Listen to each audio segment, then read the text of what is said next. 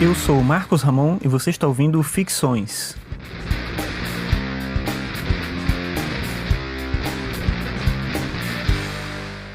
Ficções é um podcast sobre filosofia e cotidiano, e o tema de hoje é o trabalho ou o ócio.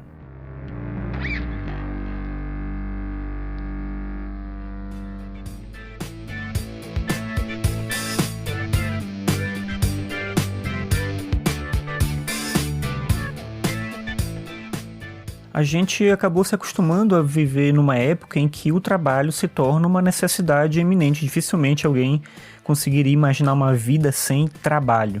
Por outro lado, talvez o trabalho não represente o melhor de nós mesmos.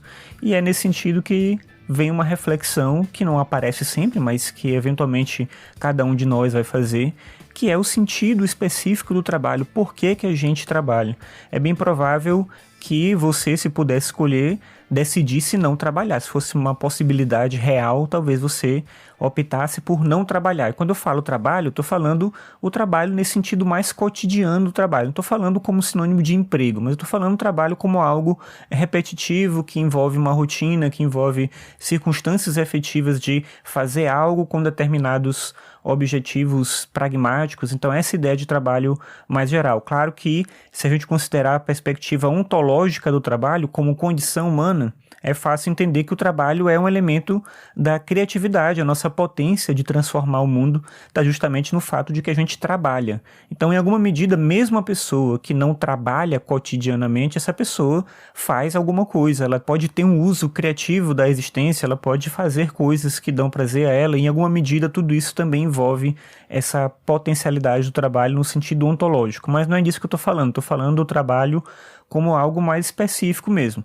Como eu falei, não necessariamente ligado à ideia de emprego, mas ligado a esse cotidiano, a essa ideia de uma repetição, a essa ideia de algo que em alguma medida acaba nos oprimindo, porque o trabalho ele ocupa a sua vida, ele toma conta da sua vida e não necessariamente você tem espaço para outras coisas. Apesar de não existir nenhuma identificação direta na própria mitologia de que nesse mito que eu vou contar aqui se fala do trabalho, muita gente procura ver no mito de Sísifo uma conexão com essa dimensão absurda do trabalho. E de fato dá para fazer essa interpretação, apesar de, como eu falei, o mito não fala necessariamente disso, pelo menos não de forma direta. Talvez você conheça já a história, mas a história é a seguinte: o Sísifo era um indivíduo que por algum motivo tinha uma certa conexão com os deuses. Ele conseguia falar com eles, entender o que eles viviam, entender as divindades e se comunicar com elas. Não fica muito claro por que e como que ele fazia isso. Mas em algum momento Zeus se apaixonou pela filha de um deus rio. Esse deus rio era uma divindade menor, mas ficou obviamente desesperado ao ver a sua filha que sumiu, né? Zeus se apaixonou por ela, raptou essa filha dele e ele ficou desesperado atrás da filha. Sísifo, por acaso, sabia que quem tinha raptado essa filha do deus Rio era justamente Zeus. E ele decide então fazer um negócio com ele. Ele sugere a ele que ele pode dizer quem foi que raptou a filha dele se ele levasse um rio para a cidade do Sísifo. Sísifo é considerado o fundador da cidade de Corinto. E essa cidade, por acaso, tinha esse problema de água, então ele pede ao deus Rio, isso era muito conveniente para ele, que levasse água até aquela cidade e ele ia contar quem tinha levado a filha dele. O deus Rio, de fato, faz isso, leva água até Corinto e Sísifo então conta que foi o Zeus que raptou a filha dele. Então Zeus, obviamente, quando é descoberto, fica com muita raiva e decide punir o Sísifo. O que ele faz é mandar o próprio Thanatos, a encarnação da morte, ao encontro de Sísifo para levar ele para o Hades. Só que Sísifo é esperto, ele monta uma armadilha, prende o Thanatos, amarra ele e deixa ele dentro de um armário. E aí continua seguindo a vida dele. Isso gera um grande problema, porque a partir de agora ninguém mais morre. Hades fica desesperado, ele que é o deus mais rico porque recolhe a alma de todos os vivos, agora não tem mais alma nenhuma para recolher, ele vai falar com Zeus para saber o que está acontecendo, e Zeus então, investigando, entende que foi o Sísifo que fez tudo isso. nesse momento Zeus decide ser um pouco mais efetivo, digamos assim, e ele manda Ares, o deus da guerra, para ir lá acabar com Sísifo e mandar ele para o mundo dos mortos, onde ele seria punido, onde ele teria ali uma punição significativa. Só que o Sísifo, imaginando que algo pudesse acontecer, falou para a esposa dele o seguinte: olha, se acontecer de eu morrer eventualmente por qualquer coisa, não faça os ritos fúnebres para mim, deixa o meu corpo aí apodrecendo, estragando, não faz nada para mim. Isso era importante no contexto da cultura grega, porque eles acreditavam que era a partir dos ritos fúnebres que a alma tinha permissão para entrar no mundo dos mortos, no próprio Hades. Então, tudo bem, o Ares foi lá, matou o Sísifo. A esposa, como o marido tinha pedido, não fez nada, não fez nenhum rito fúnebre para o marido.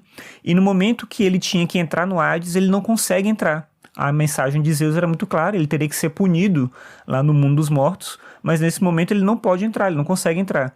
Então o Hades se vê obrigado a mandar o Sísifo de volta para a Terra, e assim ele continua vivendo. Acaba morrendo eventualmente depois de velhice, e aí sim ele vai para o mundo subterrâneo, ele vai para o Hades, e ele é condenado a empurrar uma rocha, uma pedra bem grande até o topo de um monte, e quando ele chegar lá em cima, essa pedra vai rolar, e ele vai descer e vai empurrar ela de novo, e essa pedra vai rolar mais uma vez, ele vai empurrar de novo, e assim pela eternidade, um sofrimento eterno. O filósofo e escritor Camus via nessa história do Sísifo uma representação do próprio absurdo da existência, como se a vida fosse essa repetição de empurrar uma rocha para ela descer e você empurrar de novo e ficar nessa repetição constante e sem nenhum sentido específico, sem nenhum propósito contínuo.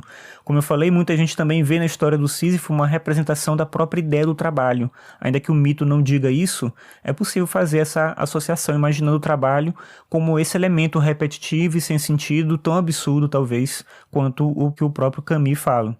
E aí justamente por isso que na cultura grega, talvez em alguma medida, exista a ideia que se opõe a essa perspectiva do trabalho, a perspectiva do fazer repetitivo, do fazer absurdo como algo que descontextualiza a própria existência. Aristóteles, por exemplo, em 3 passagens fala em alguma medida sobre isso.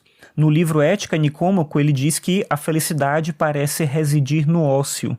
Nesse mesmo livro, ele vai dizer que a vida filosófica é a mais feliz, a vida intelectual é a mais feliz. E no livro Política, ele diz que poder exercer livremente as próprias aptidões, sejam elas quais forem, é a verdadeira felicidade. Em todos esses casos, o Aristóteles faz uma deferência tanto ao ócio, tanto ao tempo livre, quanto à dimensão intelectual, a capacidade de poder pensar por conta própria e exercer livremente essa capacidade de pensar por conta própria. Aí estaria, de fato, a felicidade no ócio e não no trabalho, nesse sentido de um trabalho opressor, um trabalho que impede que cada pessoa possa desenvolver a sua mente, desenvolver a sua capacidade criativa, desenvolver o seu próprio sentido dentro da vida. Schopenhauer, de alguma forma, concordava com essa ideia do Aristóteles, quando ele dizia que, sem talento, o ócio pode ser um martírio. Para o Schopenhauer, às vezes é até melhor uma pessoa se ocupar em ter que lutar pela existência, pela sobrevivência com o trabalho, do que ter que lidar com a existência livre se ela não tiver um talento de fato. Então, para muitas pessoas, o trabalho é uma ocupação que torna a vida suportável, enquanto que ter o ócio, se não acompanhado do talento, ter o ócio seria algo mais torturante, ainda mais difícil e quase insuportável para a própria existência. De qualquer forma, tanto nessa perspectiva do Aristóteles quanto na do Schopenhauer, eu acho que se chega à conclusão de que a vida intelectual é a mais feliz, porque na pior das hipóteses, o autoconhecimento e o conhecimento do mundo nos ajudam a sofrer menos, ou pelo menos sofrer com mais consciência.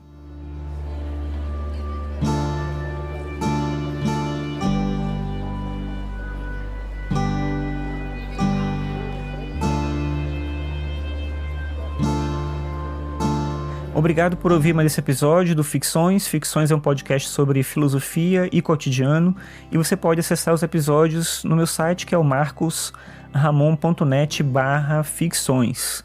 Nessa semana agora saiu uma participação minha no podcast Filosofia Pop.